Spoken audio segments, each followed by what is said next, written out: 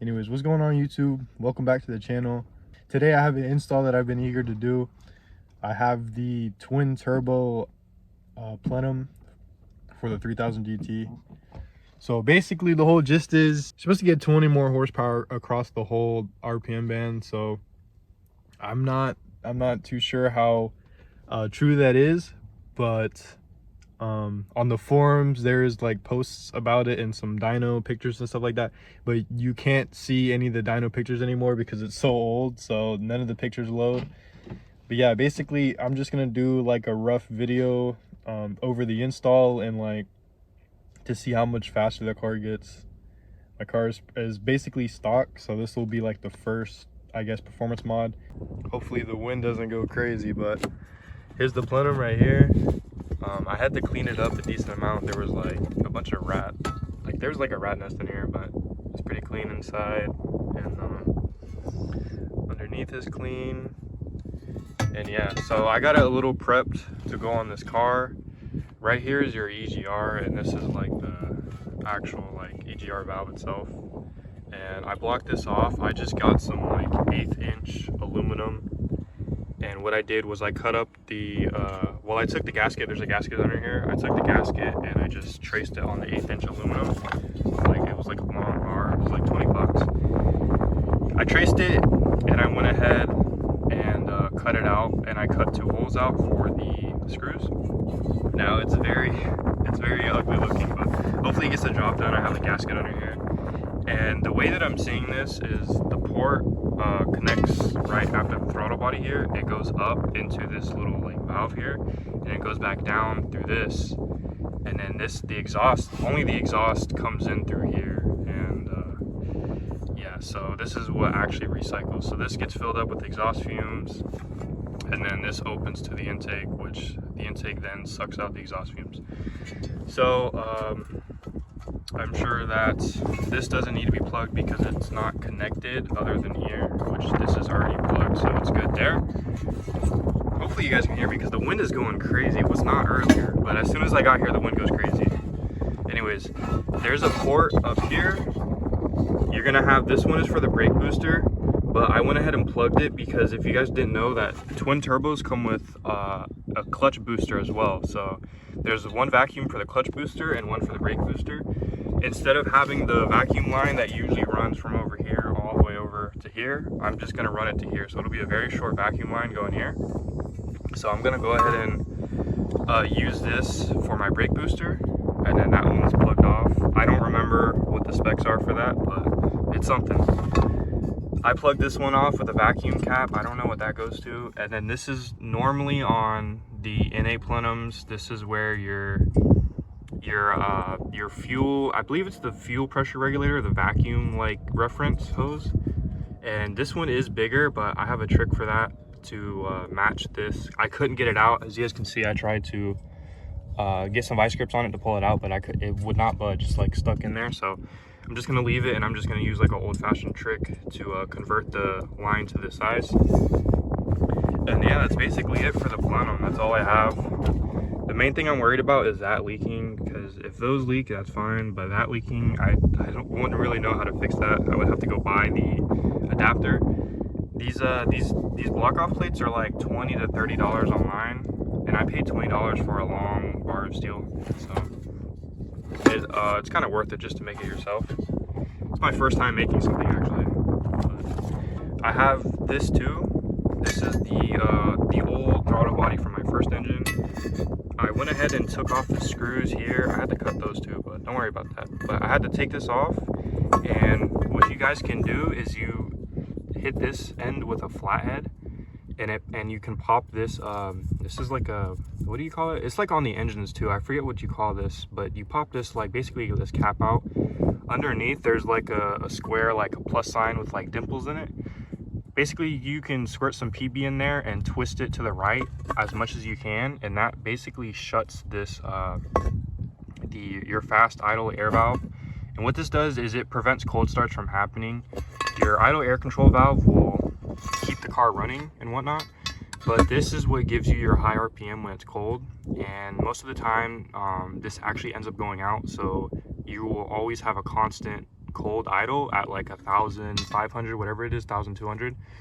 So I did it on this throttle body, and my idle is actually at 1,000 now, but it's not low enough, so I couldn't shut it fully. But this one I could shut fully, so I'm going to reuse this. And on top of that, you do not have to run these coolant lines anymore, so you actually get colder intake air temps. Overall, they are colder overall. So not only that, but I actually made a bypass plate in between here with the same aluminum that I used, 1/8 inch aluminum, and it's actually pretty ugly, but I'm not going to be using this throttle body. I'm going to take it off, so when I take it off, I'll show you guys how it looks. But it's super bad, but hopefully it still works. If not, I'm going to take this plate out and just hope that that this is actually fully shut, because really you only want to run this bypass. It's just for like insurance to make sure that this is shut. As I said, it's $20 for this bypass specific, and it's like $20 to $30 for both of those. So I paid $20 for the metal, and I made 2 plates. So I mean, I got a pretty good bargain. But I might have to go back and either buy the plate, because I'm not good at fabricating stuff, I don't have the tools for it, or just try to like make this better. I'll show you guys when I get to it. But yeah, I got a couple lines. I got the old brake booster line from one of the parts cars. I'm gonna cut this up to work with that. And I got some clamps here. I got some more clamps in here from the Accord, and just have some of my tools and stuff. Now, there's not much in the car. I have my music and this stuff back here. I have my toolbox up there, and there's not really anything in the back seats. All right, guys, so yeah, as I said, I don't have much in the car. I do have my toolbox right here, if you guys can even see that. But yeah, I got my toolbox in the car. It's pretty empty, lightweight. I do not have the power steering hooked up, so this is with no power steering. And I have the K&N intake, and it's actually like a hot air intake. It's not really that good, but it's probably hurting my power, but it is loud. But yeah, it'll be good to have this intake to tell the difference between the plenums, because the plenum will make a sound difference. So yeah, I'm gonna do some 0 to 60 pulls. I'm not going to be like slamming the gears, because this car absolutely lights up second gear. So it lights up the tires in second gear. So I'm going to try to slip the clutch in first and second, but I'm going to hit 0 to 60. I'll do like 1 pull, and then we'll go install the intake and then do it again and see the difference. Like I said, guys, this car is basically stock. It just doesn't have power steering. I have 1/4 of a tank, and I'm going to be doing it with the windows up, AC off, and slipping the clutch. So the best that I can get. So let's go. Here we go.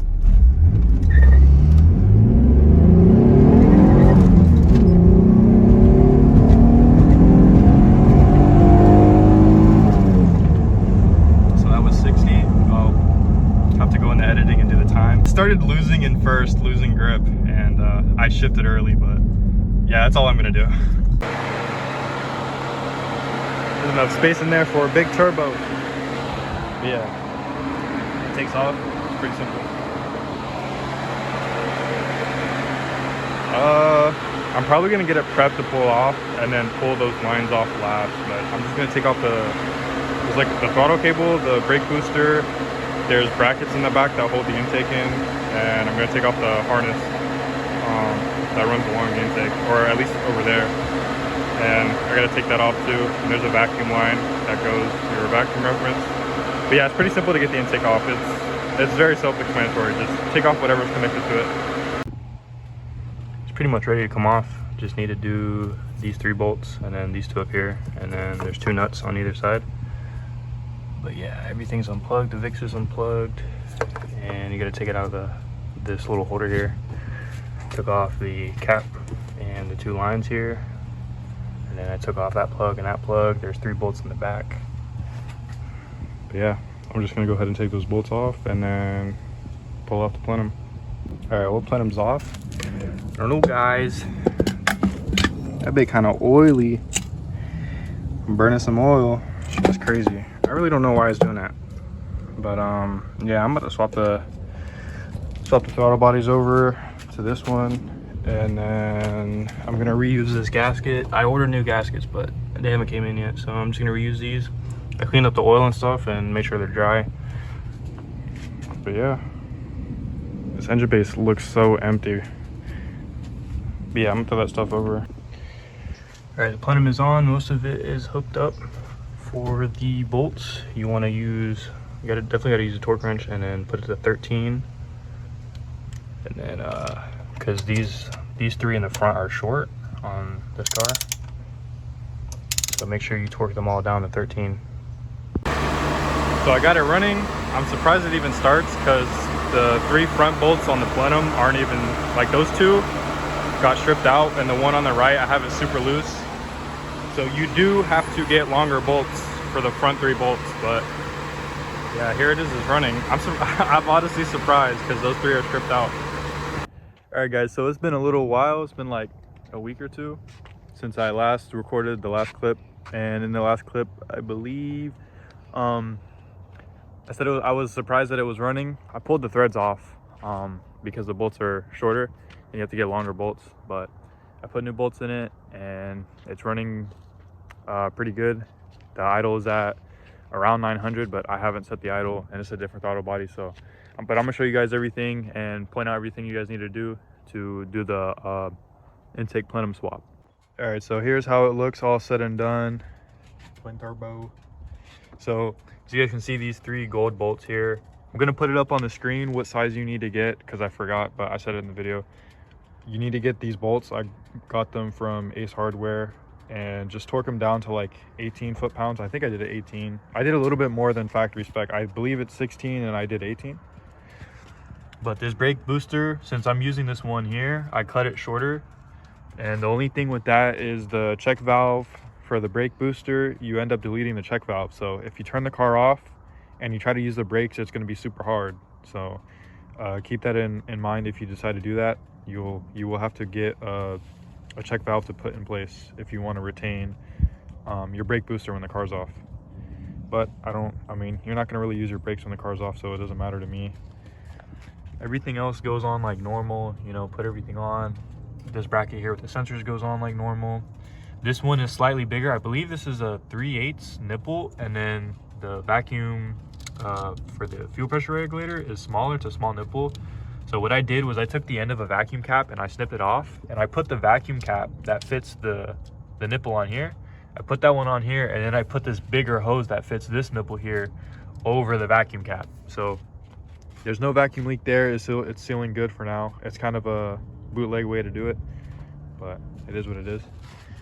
And I have this plug back here for the old the brake booster hose nipple that goes over there. I have this capped off. I have that capped off. Your throttle cable goes on like normal. There's 2 brackets back here that went on the old manifold. I don't have them bolted up because obviously it doesn't fit. I do have my grounds ran to where the VR4 brackets would be. So I have a ground here and I have a ground here. This is the factory ground. This is the aftermarket ground. So you guys won't have this ground, but I'm probably gonna get rid of that. Did put the plate on here with the double gaskets and the homemade plate that I made, and it's sealing fine. It literally drives fine. It does sound kind of squeaky. I wonder if it's because of the plate, which I'll show you guys in a minute. And I did not hook up the coolant lines that go to the throttle body, so I put a cap there. If you guys can see where my finger's pointing, put like a vacuum cap there with the hose clamp, and I put one here. So I basically capped both of those off with a hose clamp. But yeah, guys, that's basically it when it comes to the install. Pretty self-explanatory on what to do. Oh, also the EGR block off plate, that doesn't leak either. I didn't have to put any silicone or anything on that, so I did something right. But I'm gonna go ahead and start it up so you guys can hear it. So this is just freshly starting it up. The idle drops down to like 900, takes a second, but it goes to 900. I have not adjusted the throttle body, so that's one thing you guys should take note of. And I'm probably going to be putting the STM bypass plate instead of mine, because it does sound kind of weird. But yeah, this is how it sounds. I'm gonna go ahead and give it gas. I'm gonna show you guys what it sounds like.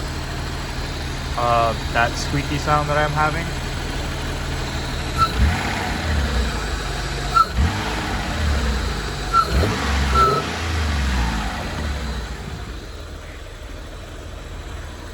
So yeah, sounds, it makes that squeaky sound. I'm not sure what that's about. I don't know if that's normal or not, but yeah, I'm kind of struggling here. I don't have hood struts. All right, guys. So I have my friend down the road who's gonna record me flying by. I'm just gonna get like an outside clip, but I'm also gonna do the POV clip. So same thing like before, I'm gonna go ahead and slip the clutch. One thing that I'm gonna do that's different is I'm gonna rev it all the way out to red line 7.5 because it is pulling there now, which I'll explain later. But I think that might skew the results a little bit, but I'm not a professional and this isn't a dyno, but I'm just gonna let the results speak for themselves. So I'm gonna go ahead and slip the clutch going in the first, and I'm gonna slip the clutch in the second. But here we go.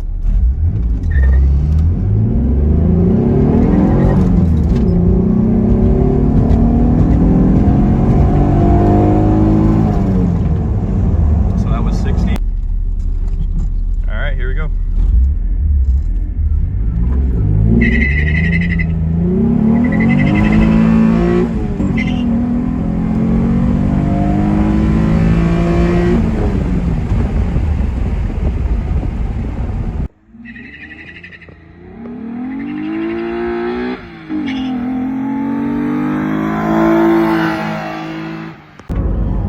But yeah, guys, overall I do recommend this mod if you guys have a VR4 in the junkyard near you or something, or you're able to get your hands on the Plenum. It's definitely a worthwhile mod.